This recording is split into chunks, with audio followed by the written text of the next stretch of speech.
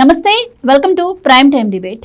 జగన్మోహన్ రెడ్డి 5 ఏళ్ల పాలనలో కాదేది అవినీతికి అనర్హం అన్నట్టు సాగిందన్న విషయం మనందరికీ తెలిసిందే.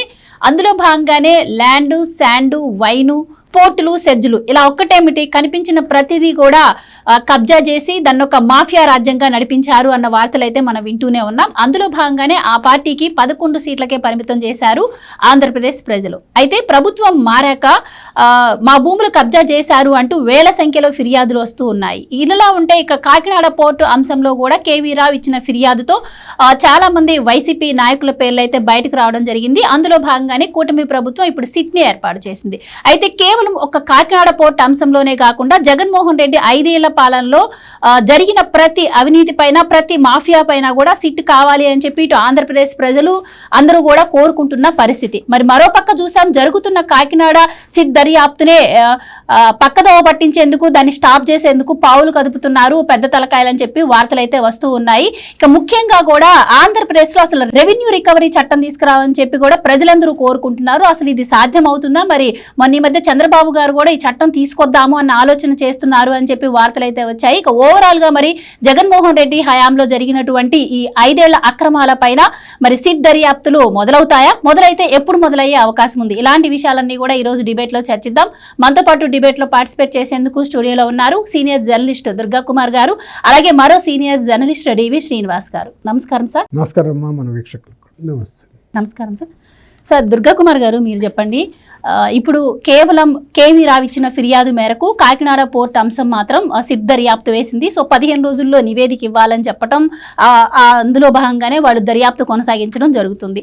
సో ఓవరాల్గా ఒక్క సిట్ దర్యాప్తు అనే కాకుండా ఈ సిట్ దర్యాప్తు అధికారులకు కూడా అన్ని అధికారాలు ఇచ్చారంటున్నారు. సో అవే అన్ని అధికారాలు ఇస్తూ జగన్మోహన్ రెడ్డి హయాంలో జరిగినటువంటి అన్ని అవినీతులపైన కూడా సిట్ కావాలని చెప్పి ప్రజలు కోరుకుంటున్న పరిస్థితి. సో అది సాధ్యం అవుతుందంటారా? మీరేం చెప్తారు? మీ అభిప్రాయం ఏంటి? ప్రజలు కోరుకోవటంలో తప్పులేదమ్మా. జరిగిన అవినీతి అక్రమాలు కానీ, ఈ మాఫియా సామ్రాజ్యం కానీ విస్తృతంగా, అంటే ఆకాశమే హద్దుగా జరిగింది. అసలు పరిపాలన తను హయాంలో జరిగిన మొత్తం కూడా ఈ అవినీతిమయమే జరిగింది. మనం చెప్పటం కాదు, ఆయన సొంత చెల్లెలు కూడా చెప్తుంది ఏంటంటే, ఇలాంటి వ్యక్తిని వీటి మీద విచారణ జరిపి జైల్లో పెట్టాలి, ఇతను పరిపాలనకి చేయటానికి అర్హుడు కాదు, ఏ విధంగానూ కూడా కాదు అని కూడా ఆమె చెబుతుంది. అలాగే పార్టీలో నాయకులు కూడా ఒప్పుకుంటున్నారు, మాకు సంబంధం లేదు, మాకు సంబంధం లేదు. ఎందుకంటే ఇది అందరినీ చుట్టుకుంటుంది, కరెంట్ వైర్ లాగా. వీళ్ళున్నంతమంది బయటపడిపోతున్నారు. చాలామంది ఇప్పుడు మీరు చెప్పారు 151 నుంచి 11కి, అంటే ప్రజలు కూడా గుర్తించారు ఎంత అవినీతి జరిగింది. అసలు బాధితులు, ప్రధానమైన బాధితులు ప్రజలే, నష్టపడింది ప్రజలు, దోసుకున్న సొమ్ము కూడా ప్రజలదే. ఇంత విపరీతమైన సొమ్ము దోసుకోబట్టి ఇవాళ 1,60,000 ఫిర్యాదులు వచ్చినాయి ప్రభుత్వానికి. 1,60,000 కూడా తక్కువే, ఇంకా అందరూ కూడా రారు. ఎందుకంటే అంత అవేర్నెస్ ఉండదు, అమరావతి వరకు వచ్చి ఇచ్చేటంత ఓపిక ఉండదు, అంత తీరిక ఉండదు. అందులో ఎక్కువగా ఇందులో 50% భూ ఆక్రమణలే జరిగినాయి. అంటే ఏ స్థాయిలో ఈ మాఫియా పనిచేసిందని మనం అర్థం చేసుకోవచ్చు. ఇతర మాఫియాలంటే కొంతే, కానీ భూ మాఫియా అనేది ఒక కుటుంబాన్ని అంతం చేయగలుగుతుంది. భూమి మీదే వాళ్ళ జీవితం ఆధారపడి ఉంటుంది. అటువంటి భూమిని వీళ్ళు ప్రధానంగా, ఇప్పుడు పులి కనుక ఏ జంతువుని అటాక్ చేసినా ఫస్ట్ గొంతుకు పట్టేస్తుంది. గొంతుకు పట్టిందంటే అది ఇక చచ్చిపోవటమే. అట్లాగే వీళ్ళు కూడా ఎవరికైతే ప్రధానంగా ఇట్లా భూమి మీద ఆధారపడతారో దాన్ని కనుక కొట్టేస్తే వీళ్ళకి ఎక్కడ కూడా సైలెంట్ అయిపోతారు, మోరల్గా దెబ్బతినిపోతారు, ఆర్థికంగా దెబ్బతింటారు. వీళ్ళు ఇంకెక్కడికి వెళ్ళి కూడా ఫిర్యాదు చేయలేరు. ఈ విధంగా మన దయాదాక్షిణ్యాల మీద బతికే పరిస్థితి వస్తుందనే విధంగా వ్యవహరించారు. ఎమ్మెల్యేలాగా ప్రవర్తించలేవారు, నరభక్షకుల్లాగా వ్యవహరించారు. తర్వాత ఇప్పుడు మీరు అన్నారు లిక్కరు వాళ్ళ సీనియర్ మంత్రులు కూడా చెప్పింది ఏంటంటే, లిక్కర్ ద్వారా మేము ఇచ్చిన ఈ సంక్షేమ పథకాలు ఎంత ఉన్నాయో దానికి 4 రెట్లు వెనక్కి గుంజేయటం వల్లనే ప్రజలు గుర్తించే ఆ సంక్షేమ పథకాలను కూడా దృష్టిలో పెట్టుకోకుండా మమ్మల్ని ఓడించాలని కంకణం కట్టుకున్నారని కూడా చెప్పారు.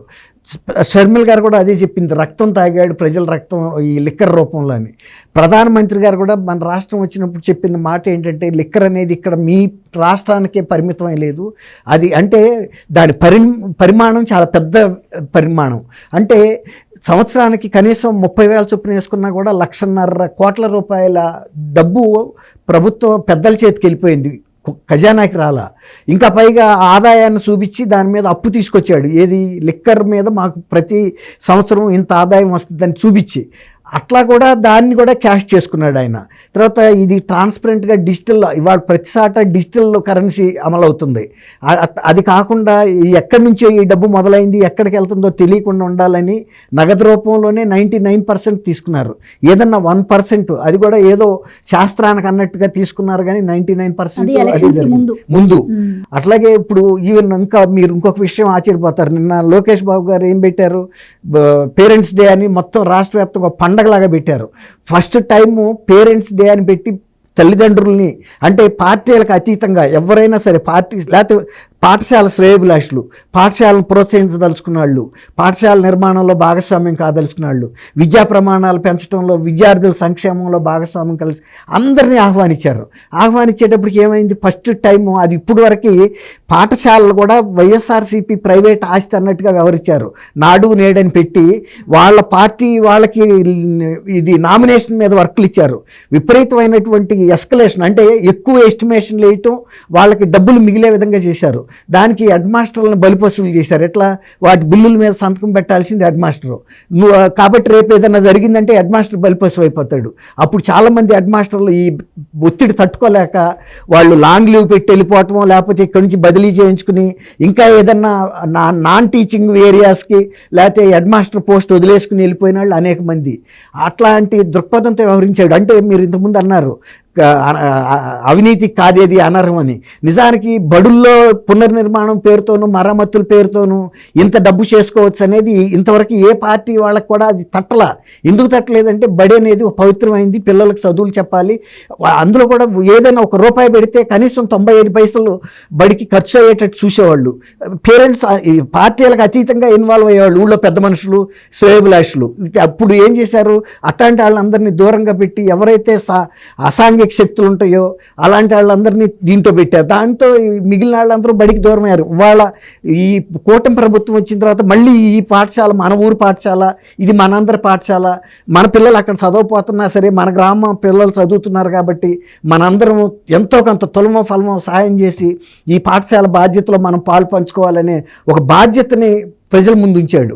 అట్లాగే గంజాయి, ఇవాళ స్టూడెంట్స్ మొత్తం కూడా ఎంత తప్పుదోవ పట్టి వెళ్ళిపోయారంటే ఇవాళకి వాళ్ళు చూస్తే నిన్న మనం గమనించాం, ఒక ఇంటర్మీడియట్ స్టూడెంట్ ఇంకో పాప ఇంట్లో నిద్రపోతున్న మీద పెట్రోల్ పోసి నిప్పంటిచ్చి తనకు నిప్పెట్టుకున్నాడంటే ఏ విధమైనటువంటి మత్తుతో తూగుతుందో ఈ సమాజం, అంటే యూత్. ఇప్పుడు ఇవన్నీ కూడా సరి చేసుకురావాల్సిన బాధ్యత ఉంది. తర్వాత ఇసుక కార్పొరేట్లకి ఇచ్చాడు. దాంతో ఈ చేతి వృత్తుల వాళ్ళందరూ పని లేక ఇతర సాటిపోయారు. అంతెందుకమ్మ, ఇప్పుడు ఈ అన్నా క్యాంటీన్లు ఎవరు భోంచేస్తారు, ఎవరిని ఇండస్ట్రియలిస్టులు వెళ్ళి భోంచేస్తారా, కేవీ రావు భోంచేస్తాడా, లేకపోతే దివి మురళీ సోదరు వెళ్ళి భోంచేస్తాడా, లేకపోతే గ్రంథి మల్లికార్జున ఆయన వెళ్ళి చేస్తాడా? భేదాల కోసం పెట్టింది అది తెలుగుదేశం పార్టీ. అది ఎంతో చక్కగా జరుగుతుంది. అందులో పెద్ద ఏదో అవినీతి జరుగుతుందని చెప్పి ఈయన చేశాడు. ఇచ్చేది 5 రూపాయలకి, అందులో అవినీతి జరిగే ప్రశ్న ఎక్కడి నుంచి వస్తుంది? పని నువ్వన్నా దాన్ని కంటిన్యూ చేసావా? చేయలేదు. అసలు మీరు ఇంతకుముందు చెప్పినట్టు ఏ రంగంలో అవినీతి జరగలేదు. ప్రతి గవర్నమెంట్ ఆఖరికి సచివాలయం లేదు అని చెప్పారు, ఇది గ్రాఫిక్కేనని. గ్రాఫిక్ని కూడా తాకట్టు పెట్టి డబ్బులు తీసుకొచ్చారు, ఇది అప్పు వడ్డీలకి. అట్లా ప్రతి అంశాన్ని ఒక మాఫియా లాగా తయారు చేశాడు. ఇవాళ మీరు అడిగారు ఈ సిట్టుని కేవలం దీనికి కాదు, దాని పరిధిని విస్తృతపరచాలని. ఆయన మీద 20 కేసుల మీదే సిబిఐ 12 ఏళ్ళ నుంచి కేసుల మీద కూర్చుంటే ఒక అడుగు ముందు పడలా. నిజంగా కనుక పరిధి పెంచాల్సిన అవసరం అయితే ఉంది, కానీ పెంచితే అసలు ఎంత లోతు, సముద్రపు లోతు ఎవడు తెలుసుకోగలడు? అట్లాగే ఆయన 5 సంవత్సరాల్లో చేసిన పరిపాలన కాదు, కేవలం కుంభకోణాల్లో. ఆ కుంభకోణాల మీద ఇంకా అడిషనల్ సిట్లు వేస్తే అన్న జరగవచ్చు, కానీ ఒక సిట్టుగా ఇన్ని బాధ్యతలు అప్పచెబితే దాన్ని అడుగు విరిగిపోవటం తప్ప ఒక అడుగు ముందు వేయలేదు. అది అంత జరిగింది అన్నమాట. Right sir. శ్రీనివాస్ గారు మీరు చెప్పండి, ఇప్పుడు ఏదైతే ఉందో జగన్మోహన్ రెడ్డి హయాంలో జరిగినటువంటి అన్ని మాఫియాలపైన కూడా సిట్టు దర్యాప్తు కావాలి అని చెప్పి ప్రజలు డిమాండ్ చేస్తున్న పరిస్థితి. అండ్ మనం చూస్తూనే ఉన్నాం, మరి ఈ కాకినాడ సిట్నే అడ్డుకుంటున్నారు ఆ దర్యాప్తుని అని చెప్పి వార్తలు వస్తున్నాయి. అసలు ఈ అన్ని అవినీతులపైన సిట్ దర్యాప్తు అసలు సాధ్యం అవుతుందంటారా?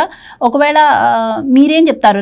రెవెన్యూ రికవరీ అంటే రెవెన్యూ సదస్సులు పెడుతున్న పరిస్థితి మనం ఆంధ్రప్రదేశ్లో మనం చూస్తున్నాం. ఓన్లీ సదస్సులే కాదు, రికవరీ యాక్ట్ కూడా కావాలి అని చెప్పి ప్రజలు అడుగుతున్నారు. సో మీ అభిప్రాయం ఏంటి దీని మీద? ఇది బాధితులు తెచ్చుకున్న ప్రభుత్వం. ఇవాళ జగన్మోహన్ రెడ్డి 5 ఏళ్ల పరిపాలనలో బాధితులు కానీ ఇల్లు లేదు, బాధితులు లేని వర్గం లేదనమాట. అందరూ బాధితులైన పరిస్థితుల్లో బాధితులంతా కోరుతున్నారు. ఏది, మేము ఆస్తులు కోల్పోయాం, భూములు కోల్పోయాం, తోటలు కోల్పోయాం, గనులు కోల్పోయాం, అవన్నీ రికవరీ చేయాలి.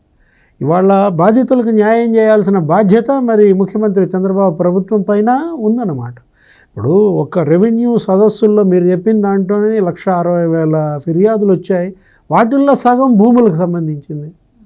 అంటే జగన్ హయాంలో జగన్మోహన్ రెడ్డి ఆయన గ్యాంగ్ కన్నేస్తే కబ్జా. ఏది, భూములైనా, తోటలైనా, ఆస్తులైనా, గనులైనా, ఇప్పుడు ఈ పోర్టులు లేకపోతే సెజ్లు, అసలు వీళ్ళు కబ్జా చెయ్యంది ఏముంది? ఇప్పుడు ఇవాళ సిట్ ఆ రేషన్ మాఫియా మీద వేశారు. ఏది, కాకినాడ పోర్టు బేస్డ్గా ద్వారంపూడి చంద్రశేఖర్ రెడ్డి డి గ్యాంగ్, ఏది ఆ దోపిడీ గ్యాంగ్ ఎలా విదేశాలకి మరి రేషన్ బియ్యం, పేదల పొట్టగొట్టి వీళ్ళు మరి ఎలా గద్దలు మేసేశారు. అంటే 3 ఏళ్లలో దగ్గర మరి 1,13,000 కోట్లు టన్నులు పోయిందంటే ఎంత పెద్ద ఎత్తున వెళ్ళినట్టు. అంటే ఏడాదికి 40,000 క్వింటాళ్ళు విదేశాలకు ఎగుమతి చేశారన్నమాట. మొన్న చూసిన లెక్కల ప్రకారమే 5,000 కోట్లు విలువైనటువంటి రేషన్ బియ్యం విదేశాలకు ఎగుమతి అయితే అందులో సగం ద్వారంపూడి తమ్ముడి అంటున్నారు, 2,500 కోట్లు. ద్వారంపూడి చంద్రశేఖర్ రెడ్డి ఏమంటాడు, ఇవాళ 10,000 మంది జీవితాలు మీరు రోడ్డును పడేస్తున్నారు అంటాడు. లేకపోతే ఇతర పోర్టులకు ఆదాయం పెరుగుద్ది, కాకినాడ పోర్టు ఆదాయం దెబ్బతింటుంది అంటాడు.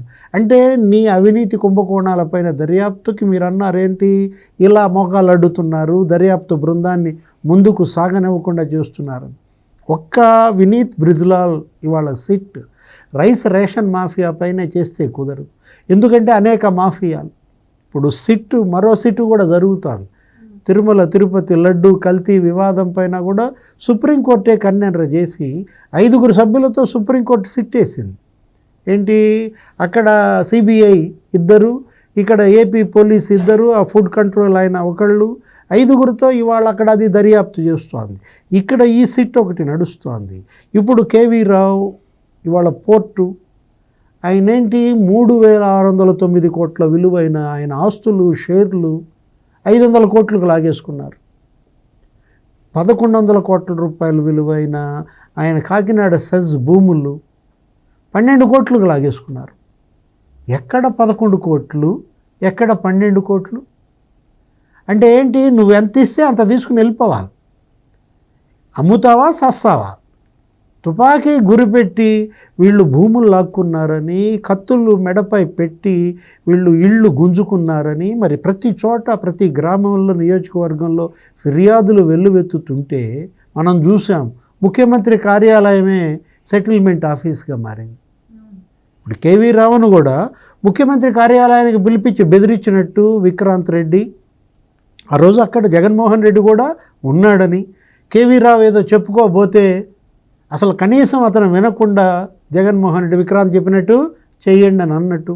ఇప్పుడు ఆ కేసులోనే A1 విక్రాంత్ రెడ్డి, A2 విజయసాయి రెడ్డి, అరవిందో వాళ్ళందరూ ఉన్న నేపథ్యంలో ఇవాళ అసలు సూత్రధారి జగన్మోహన్ రెడ్డి. వీళ్ళంతా పాత్రధారులే. పెద్దిరెడ్డి రామచంద్రారెడ్డి అక్కడ రాయలసీమలో, పుంగనూరులో మొత్తం భూములన్నీ ఆయన బంధువులు, బినామీలు, కుటుంబ సభ్యులే కబ్జా. అదే కదా మదనపల్లి సబ్ కలెక్టరేట్ ఆఫీసులో ఫైళ్ళు తగలబెట్టడం. అసలు రాగాలపల్లి అనే ఊళ్ళో 1000 ఎకరాలు కబ్జా చేసి పారేశారంట, ఎస్టేట్ ల్యాండ్స్ అన్నీ కూడా. వీళ్ళు జమీందారీ భూములు, దేవాదాయ భూములు. పిన్నెల్లి రామకృష్ణారెడ్డి 1000 కోట్ల దాకా చేశారని చెప్పి కూడా అక్కడ పల్నాడులో ఏంటి, అసలు అక్కడ వీపీ సౌత్ దగ్గర 300 ఎకరాలు కబ్జా చేశారని. అంటే అసలు ప్రతి నియోజకవర్గంలో అక్కడ ఉన్నటువంటి ఎమ్మెల్యేనో వైసీపీ ఇన్ఛార్జో దోచేశారు. ఎవరిని కదిలించినా 1000 కోట్లు 2,000 కోట్లు అంటున్న దీంట్లో ఈ మాఫియా డీల్స్ అన్నిటిపైన ఇవాళ సమగ్ర విచారణ జరపాలా. ఇప్పుడు సెటిల్మెంట్ ఆఫీస్గా మారింది అనుకున్నాం, ఏది ముఖ్యమంత్రి కార్యాలయం. కాదంబరి జత్వానీ కేసు, అతనెవరో పారిశ్రామికవేత్త ఎక్కడో ముంబైలో అతని మీద కేసు పెడితే ఆ కేసుకు కౌంటర్గా ఆ అమ్మాయిని ఇక్కడికి లాక్కు రావటం, జత్వానీ కుటుంబ సభ్యుల్ని 43 రోజులు చిత్రహింసలు పెట్టడం, ఇదంతా ఎక్కడ జరిగింది? తాడేపల్లి సీఎం ఆఫీస్లోనే నన్ను పిలిపించి నన్ను ఆదేశించారు. కాంతిరాణా, పిఎస్ఆర్ ఆంజనేయులు, విశాల్ గున్ని అప్రూవర్గా చెప్పాడు కదా. అలాంటిది ఇప్పుడు ఇది కూడా ఏది KV Rao mafia deal, Kadambari Jatwani mafia deal. అసలు ఎన్ని డీల్స్ జరిగాయి ఈ మాఫియా డీల్స్ అన్నిటిపైన ఇవాళ ఎంక్వైరీ లోతుగా జరిగితే తప్ప బాధితులకు న్యాయం జరగదు. ఇక్కడ 2 అంశాలు, ఒకటి బాధితులకు న్యాయం జరగాలి, 2 వాళ్ళు కోల్పోయిన ఆస్తులు మళ్ళీ వాళ్ళకి తిరిగి ఇవ్వాలి, 3వది ఈ దోషుల్ని కఠినంగా శిక్షించాలి.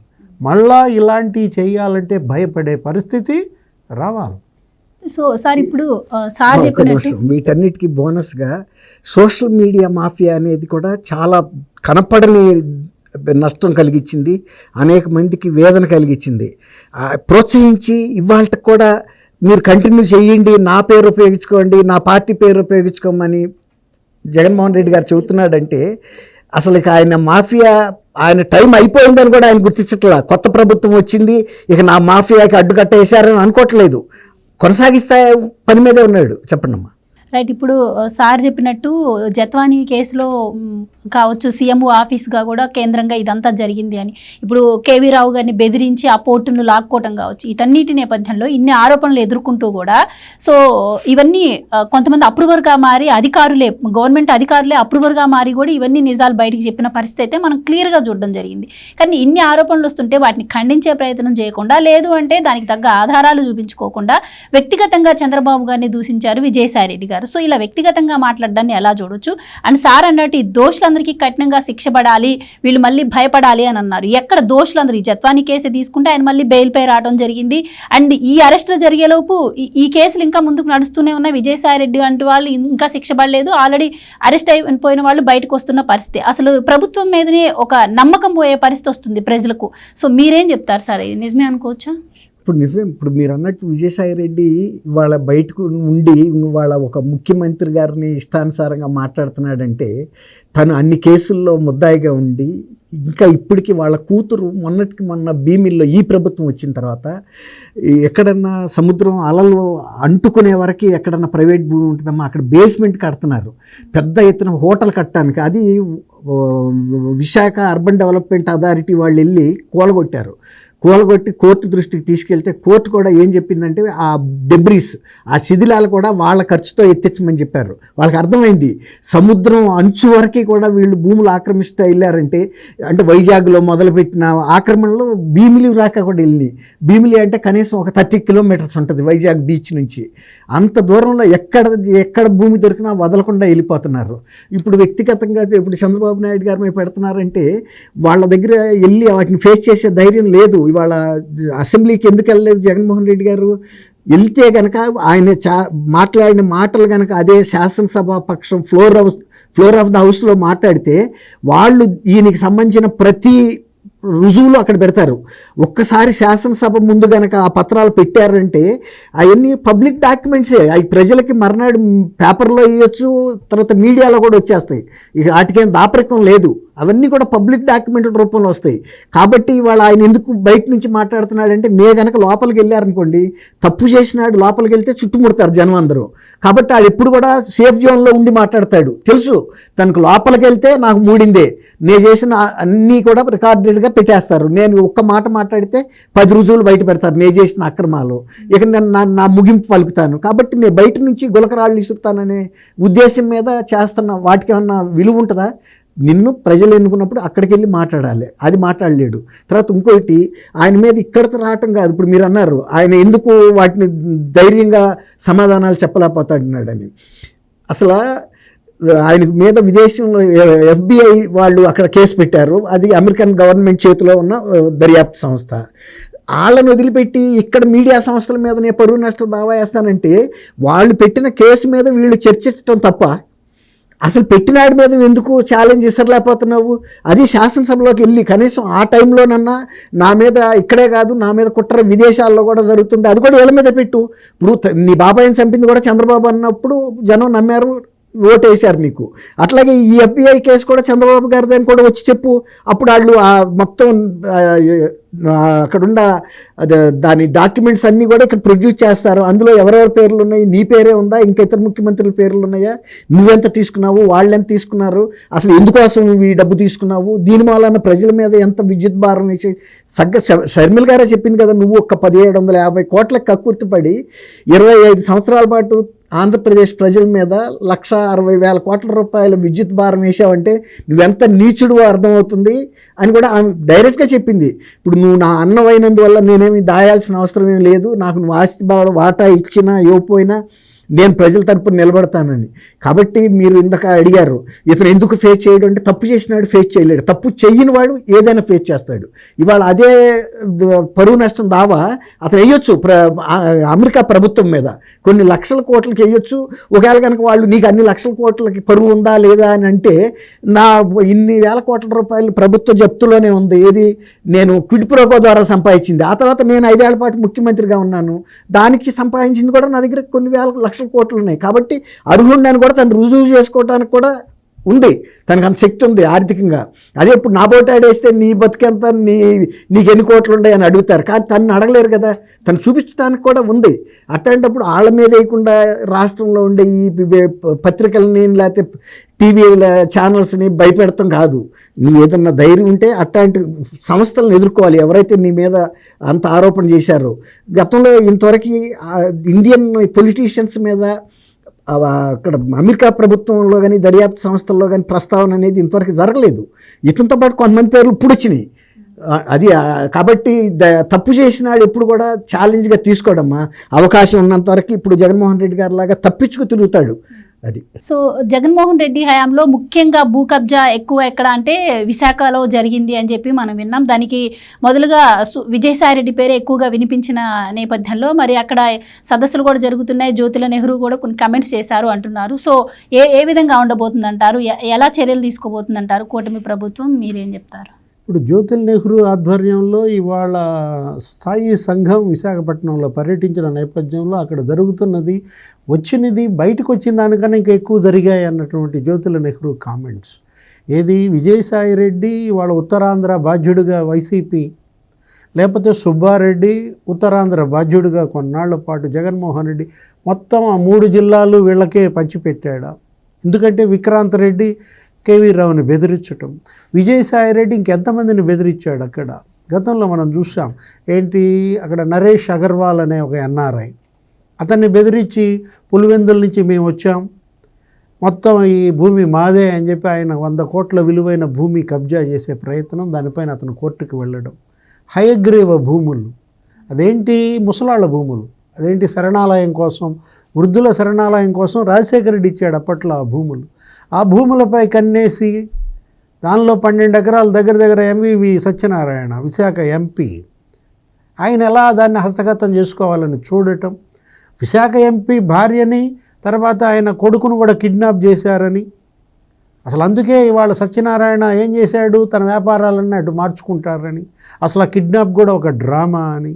అతను ఎవరో ఆడిటర్ GV రావు అనే అతను ఒకళ్ళు కాదు ఇద్దరు కాదు, సుబ్బారెడ్డి విజయసాయి రెడ్డి 40,000 ఎకరాలు అక్కడ కబ్జా చేశారని, జ్ఞానానంద ఆశ్రమ భూములని, నీకు రామానాయుడు స్టూడియో భూములు కూడా చంద్రబాబు ముఖ్యమంత్రిగా ఉమ్మడి రాష్ట్రంలో ఇచ్చాడు. దగ్గర 30 ఎకరాల్లో ఏమో రామానాయుడు స్టూడియో అక్కడ ఇస్తే ఏం చేశారు, దానిలో 15 ఎకరాలు వీళ్ళే లాగేసుకుని లేఅవుట్లు వేసి ప్రేమ సమాజం అని ఒకటి, ప్రేమ సమాజం భూములు, దశపల్లా భూములు 2,000 కోట్లు, ఏంటి ఒక దశపల్లా భూములు అన్నమాట. అంటే MVV సత్యనారాయణ అతను అక్కడ ఎలా రియల్ ఎస్టేట్లో చేసిన మాఫియా, వీటన్నిటిపైన ఇవాళ విచారణ జరపకపోతే, ప్రజలకు న్యాయం చేయకపోతే ఏంటి, ఏ సందేశం ఇచ్చినట్లవుతుంది? ఒక ఉత్తరాంధ్రలోనే కాదు, నీకు మొత్తం ఏది ఇటు ఎక్కడ చూసినా ద్వారంపూడి గోదావరి జిల్లాల్లో పెద్ద ఎత్తున ఆయన రొయ్యల ఫ్యాక్టరీ కావచ్చు, అక్కడ హోటల్స్ ఆక్రమణ లాక్కోవటం, ఎవరి ఆస్తి ఆదాయం వస్తుందంటే వాళ్ళది లాగేసుకోవటమే కదా. ఇప్పుడు కాకినాడ పోర్టు లాభాల్లో ఉంది. కాకినాడ పోర్టు ఏడాదికి 400 కోట్లు నీకు లాభం వస్తుంది కాబట్టి దాని మీద కన్నేశారు. కేవీ రావుని బెదిరించారు, సంతకాలు పెట్టించుకున్నారు. అట్లాగే గంగవరం పోర్టు అదానీకి అమ్మేశాడని సొంత చెల్లి షర్మిలే విమర్శించింది. రాష్ట్ర ప్రభుత్వ వాటా 10% ఉంటే దాని విలువ 9,000 కోట్లు. 9,000 కోట్ల విలువైనటువంటి మరి పోర్టు నువ్వు ఎలా 650 కోట్లకి ఇచ్చావన్నాయని షర్మిలే తిడితే, వీటన్నిటిపైన విచారణ చేయమని ఎవరు అడుగుతున్నారు? జగన్ చెల్లి డిమాండ్ చేస్తోంది. కృష్ణపట్నం పోర్టు, ఇది విశ్వేశ్వరరావు, ఆయన ఎవరు, నవయుగ, ఆయన్ని బెదిరించి ఆ పోర్టు అప్పుడు ఏం చేశారు, మళ్ళీ లాగేసుకున్న పరిస్థితి. అదానీ పరం చేస్తున్నారు మొత్తం అంతా కూడా. అసలు ఈ రాష్ట్రమే అదానీ ప్రదేశ్ చేశారన్న విమర్శ ఎదుర్కొన్న దాంట్లో ఇవాళ అదే కదా అమెరికాలో కేసు. FBI ఏంటది, ఆ సెకీ ఒప్పందం 1750 కోట్ల ముడుపులు మరి జగన్మోహన్ రెడ్డికి ఇచ్చారు అని చెప్పి అమెరికా స్టాక్ ఎక్స్చేంజ్ నివేదిక ఇవ్వటం అంటే, జగన్ ఏమంటాడు, అసలు అందులో నా పేరు లేదంటాడు. ఆంధ్రప్రదేశ్ చీఫ్ మినిస్టర్ 2019 to 24 ఎవరు? మరి వెర్రోడా నువ్వే కదా ముఖ్యమంత్రి అంటోంది ఎవరు? షర్మిల. 2019-24 మధ్య ఆంధ్రప్రదేశ్ ముఖ్యమంత్రి నువ్వే కదా అని నీ చెల్లె అంటుంటే 1750 కోట్ల ముడుపులు జగన్కి అందినీయా లేదా? దాని మీద ఒక సిట్ వేయాలి. ఎందుకంటే ఇవాళ ఎన్ని సిట్లు వేస్తే మరి నీకు జగన్ మాఫియా డీల్స్ అన్నిటిపైన మరి నిగ్గు తేలుతుంది. అందుకే ఇప్పుడు ఈ సభా సంఘం జ్యోతుల నెహ్రూ ఆధ్వర్యంలో కానీ మంత్రివర్గ ఉపసంఘం కానీ ఇవన్నీ కూడా ఇవాళ త్వరితగతిన విచారణలు చేపట్టాలి. విజిలెన్స్ విచారణలు జరుగుతున్నాయి.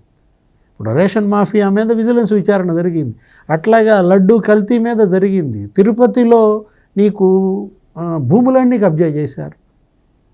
తిరుపతి దేవస్థానం ధర్మారెడ్డిని అడ్డం పెట్టుకుని 4,000 కోట్లు కొల్లగొట్టారని. TDR బాండ్స్ అదో పెద్ద స్కామ్. ఏది, తిరుపతిలో భూమన కరుణాకర్ రెడ్డి కొడుకు అతను అభినవ్ రెడ్డి మున్సిపల్ డిప్యూటీ చైర్మన్గా అతను మరి TDR బాండ్స్ 1000 కోట్లు స్కామ్ అని. ఆ తణుకులో ఎవరు, కారుమూరి నాగేశ్వరరావు 650 కోట్లు అంట. తణుకు మున్సిపాలిటీ ఎంతది?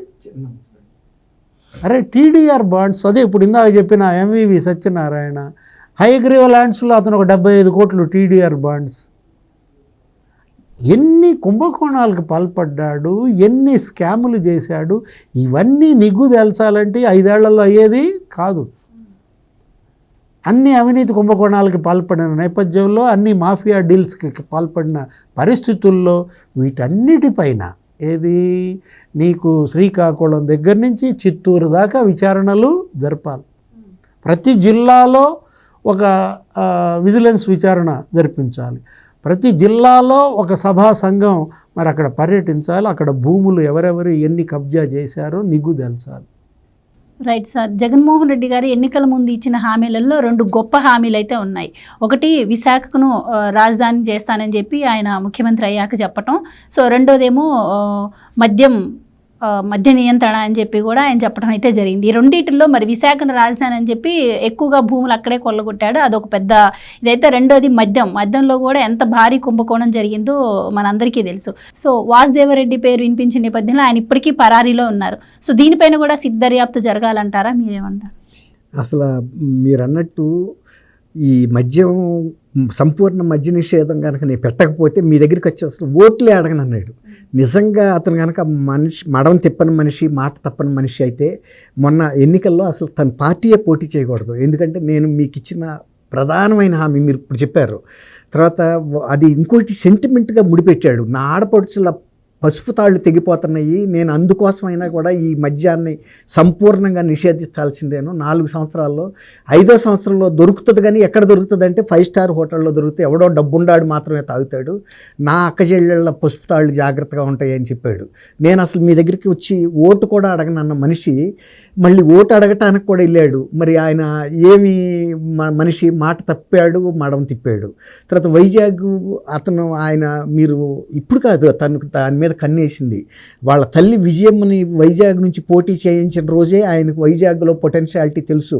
అక్కడ చాలా విస్తృతమైనటువంటి భూములు ఉన్నాయి. రెండోది అక్కడ ప్రజలు కూడా చాలా శాంతి కాముకులు, ఆక్రమించినా కూడా మనని వ్యతిరేకించరు, ఎదురు తిరగరు అని.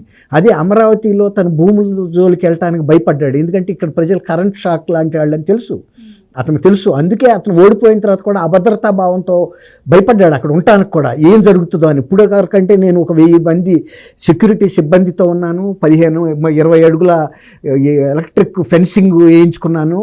అయినా కూడా ఇప్పుడు నేను ఓడిపోయిన తర్వాత ఈ ప్రాంతంలో నేను ఉండగలుగుతానా లేదా అని తనకేవో భయాలు ఉన్నాయి ఇన్హెరెంట్గా. అది జరుగుతుందా లేదా అనేది మనకు అనవసరం. తనకి ఎందుకంటే కృష్ణా గుంటూరు జిల్లాల్లో ప్రజలు కొద్దిగా ఫెరోషియస్గా ఉంటారు. అదే వైజాగ్ జిల్లా వాళ్ళు చాలా శాంతిగా ఉంటారు. నా తల్లిని కనుక అక్కడ ఎంపీగా పెడితే ఆ ముసుగులో ఇక్కడ భూములు కబ్జా చేయొచ్చు అని. కానీ వైజాగ్ ప్రజలు ఏమనుకున్నారంటే వాళ్ళు గమనించారు, వాళ్ళు శాంతి కాముకులే, వీళ్ళు అనుకున్నంత అమాయకులు కాదు. ఎప్పుడైతే విజయం అక్కడ పోటీ చేస్తుందో వీళ్ళు అడ్డపంచెలు కట్టుకుని భూ కబ్జాలు, ఇంతకుముందు వారు చెప్పారు, ఒక మార్వాడి దగ్గరికి వెళ్ళి భూమి కబ్జా చేయడానికి వెళ్ళారని. వీళ్ళని ఎప్పుడైతే ఈ అడ్డపంచులు, ఈ కత్తులు కటారులు పట్టుకుని హోటల్లో దిగి హడావిడి చేస్తున్నారో, వీళ్ళు కనుక ఈ ప్రాంతానికి వస్తే మనం బతుకుతామా, కాబట్టి విజయం మనం ఓడిచ్చేస్తే తప్ప మనకి ఇక్కడ వాళ్ళు రాకుండా ఆగరు అని ఆ రోజునే వాళ్ళు ఒక నిర్ణయానికి వచ్చారు. కానీ ఆ తర్వాత ఇతను విజయసాయి రెడ్డిని బలవంతంగా ఒక ప్రాంతీయ కన్వీనర్గా పెట్టి అక్కడ హెడ్ క్వార్టర్గా కూర్చుని ఈ ప్లాన్ పోతే పోయింది, బి ప్లాన్ అది, నువ్వు ఈ ప్లాన్ని అమలు చేసి అతనికి ఒక లాయర్ని అటాచ్ చేశారు, ఒక గవర్నమెంట్ ప్లేయర్ని. వీళ్ళిద్దరూ కలిసి ఆ శాంతి ఇష్యూలో ఇన్వాల్వ్ అవ్వటం, ఇద్దరిలో తండ్రి ఎవడనే వివాదం రావటం, ఇవన్నీ కూడా జరిగినాయి కదా. ఆమె ఏం చెప్పింది, నేను దేవాదాయ శాఖ భూములు గురించి వీళ్ళకి నేను ఇన్ఫర్మేషన్ ఇచ్చాను అని చెప్పింది. ఇట్లా ఈ భూ కబ్జాని ఆరోపంలో అమలు చేసి ఎంత ఆక్రమించారో కూడా తెలియని పరిస్థితిలో ఇతను అక్కడ రాజధాని పెట్టి కూడా ఇంకా కొంత చేయాలని చూసినా కూడా రాజధాని పెట్టడానికి కూడా ఈయన ముందుకు అడుగుపడలా. పని అయితే జరుగుతుంది కదా, ఇప్పుడు భూ కబ్జాలు మెయిన్. అంతేకాని రాజధాని అక్కడ ఏదో పరిపాలన రాజధాని పెట్టాలని అక్కడ ఏదో ఉద్ధరించాలని లేదు ఆయనకి. అందుకే పెద్ద దాని మీద కూడా శ్రద్ధ పట్ల. భూ కబ్జాలు జరిగినంత వరకు చేసుకుంటా వెళ్ళండి, ఇది నేను ఇచ్చిన హామీ మాట తీరికే, కానీ ఇది పై మాటకే. నేను న్యాయ రాజధాని పెట్టేది లేదు, పరిపాలన రాజధాని పెట్టేది లేదు. తనకు తెలుసు తన ఆర్థిక పరిస్థితి, ఉండ రాజధాని మెయింటైన్ చేయలేకపోతున్నాడు. అట్లాంటప్పుడు కొత్త రాజధాని కట్టాలంటే ఎంత భూమి సేకరించిన అది ప్రభుత్వంలో కౌంట్లోకి వెళ్తుంది. ఈ ప్రైవేట్గా ఆక్రమిస్తానికి ఇంకేం భూములు మిగులుతాయి ప్రభుత్వం తరపున సేకరించేస్తే. కాబట్టి అసలు దాని జోలికే వెళ్ళలేదు. కాబట్టి ఈ 2 అంశాల్లోనూ ఆయన విఫలమైంది, ప్రజలు కూడా గుర్తించారు. అందుకే 151 స్థానాల నుంచి 11 తీసుకొచ్చారు. అసలు ఈ 11 కాదు, అసలు ఆంధ్రప్రదేశ్కి జగన్ అనే వ్యక్తి కనుక ఎప్పుడు ముఖ్యమంత్రి అయినా ప్రమాదమే అనేది ఆయన ఈ 5 సంవత్సరాల్లో రుచి చూపించాడు. ఇక ప్రజలు కూడా ఇప్పుడున్న తరాల వాళ్ళు ఎవరు కూడా, ఇప్పుడు 18-20 ఏళ్ళ పిల్లలు కూడా వాళ్ళు ముసలాళ్ళు అయ్యే వరకు కూడా ఇట్లాంటి జగన్మోహన్ రెడ్డి కానీ ఆ పార్టీ ఇతరులు ఎవడన్నా నాయకత్వం వహించినా కూడా ఓట్లయితే వేయరు. ఒకవేళ కనుక ఆయన వెనక్కి తగ్గి ఏ సజ్జల రామకృష్ణారెడ్డి పోటాడనో మళ్ళీ ఫేస్ ముందుకు పెట్టినా కూడా పార్టీ అదే కాబట్టి మనుషులు వాళ్ళే, ఏముంది పాత సీసాలో కొత్త సారా అన్నట్టు అతను ప్రజల్లోకి అయితే వెళ్ళలేడమ్మా, పార్టీగా కానీ ఆయనగా కానీ. Right sir, thank you so much అండి. Thank you. ఇది ఇవాళ డిబేట్. మరో డిబేట్తో మళ్ళీ కలుద్దాం. Keep watching.